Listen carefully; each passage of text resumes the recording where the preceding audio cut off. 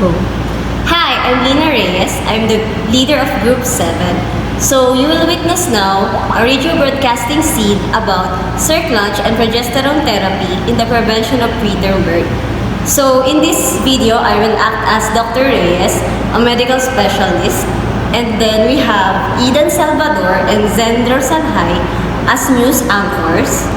Edlin Rimando and BJ Rosario as the couple that will be interviewed, Elaine Santos as Dr. Santos, another medical specialist, Ara Romero as a news correspondent.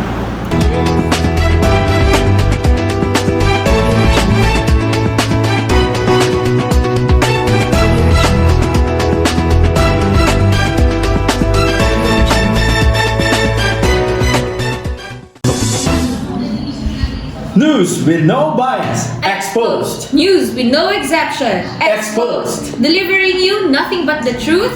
This is DZROB 847 in your radio dial. Your news, our business. Broadcasting live from OFO Newsroom, Manila. Good afternoon, Philippines. Good afternoon, Valenzuela. It's a sunny day, January 24, 2020. This is Baby James. And this is Ate Crazy. Serving you the hottest. And the most leading news of the hour. Your news, our business. For the headline. In our Health Talk segment, we will be discussing about circlage and progesterone therapy for preterm pregnancy. We will be joined by our health experts, and we will also hear from a couple of these procedures. More on this after the break.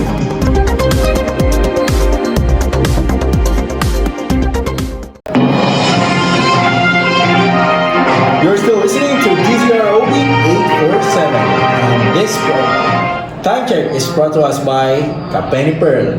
May coffee ka na, may tinapay ka pa. And this time check is 5 minutes past the hour of 4. Every year, an estimated 15 million babies are born preterm, and this number is rising. More than 3/4 of premature babies can be saved with feasible, cost-effective care, and we will discuss today some of the procedures that we can employ, mainly focusing on circlage and giving of progesterone therapy. So joining us in our studio today is Mr. and Mrs.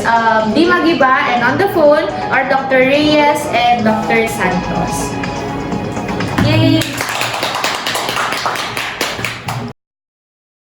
Good afternoon. Welcome to Health Talk. It's nice to have you here. Why don't you tell us your story? Yes, good afternoon. 2 years ago, I underwent circlage. It was just like your cervix getting stationed like needles and thread. Now, imagine that procedure is done to me 3 times separately. That's how exactly what I underwent to get my babies here, and it is all worth the pain. I feel you, dear. So we underwent this life-saving procedure, literally, to keep the babies from coming out before they're due. Now, Dr. Santos, can you explain the couple who do undergo such procedure? Is it on? Is it on? Yes, doctor. Okay, good afternoon. Baby James and Ate Chrissy. When we had Mrs. Dimagiba as a patient, we found out that she had a history of premature labor. Also, upon further evaluations, we found out that she has a short cervix. That puts her at high risk to have another premature delivery. Grabe yung takot namin ng mga panahon yun. Grabe.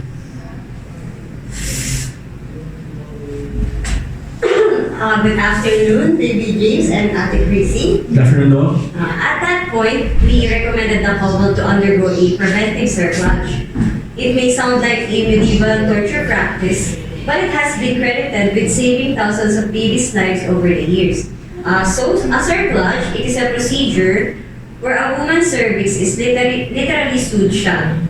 It is typically done between 16 and 20 weeks gestation to prevent preterm delivery when a mother shows signs of going into labor too early, like with the case of Mrs. Dimagiba.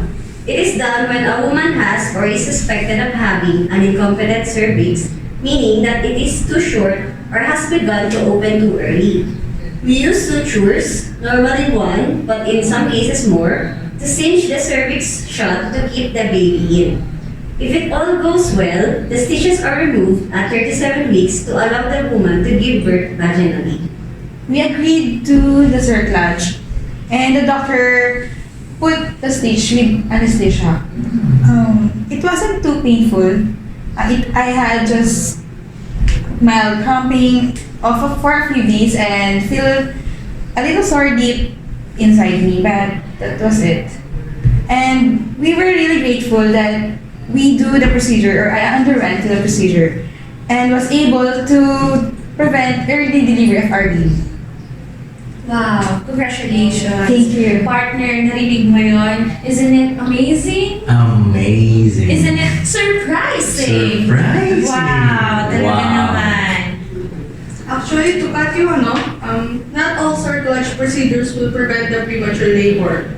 In cases of rescue or emergency cerclage done on women with advanced cervical dilatation and bulging fetal membranes, only 40 to 60% of emergency cerclage actually keep the baby in utero until 37 weeks. It is based on the study that I have read in the Journal of the Royal Society of Medicine. I see. So, cerclage is not a foolproof procedure, doctor. Are there any other ways to prevent or during this to prevent the occurrence of the preterm pregnancy, doctor? Yes, Ate Chrissy. We will tell the mother to have a healthy weight before pregnancy and gain the right amount of weight during pregnancy. We will advise her to stop smoking, stop alcohol use, or street drugs, or abuse prescription drugs. She will go to her first prenatal care checkup as soon as she thinks she's pregnant. She should get treated for chronic health conditions, protect herself from infections, and reduce her stress. May I also add, in women with single gestation pregnancy and a history of spontaneous preterm delivery, antenatal progesterone therapy is the most effective strategy to decrease the risk of a recurrent preterm delivery. We prescribe vaginal progesterone in women with a shortened cervix and no history of preterm delivery, and use of progesterone supplementation regardless of cervical length in women with a history of spontaneous preterm delivery. Oh, thank God for the advances in our medical knowledge.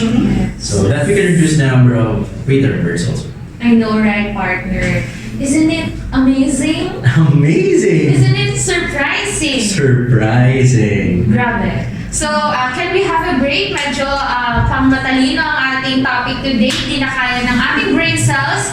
So, we'll be right back after Short break. short break, yeah. Thanks for coming, guys. Thank you, doctor. And we'll be right back for our next segment. You're still tuned in, DZ OB-847. In summary of this interview, we should always bear in mind that there is at least 3 circumstances that warrant cervical cerclage. First is for those women with history of recurrent mid-trimester losses and those women with cervical insufficiency. Second, for those women who have short cervix. And lastly, indication for rescue cerclage done when there is cervical incompetence is recognized in women threatened preterm labor. On the other hand, progestin prophylaxis can also prevent preterm by maintaining uterine quiescence, which may block preterm labor. This has been Ara Romero of DZOB-847. Unfortunately, that's all the time that we have today, partner. Partner, may oras naman ako para sa'yo.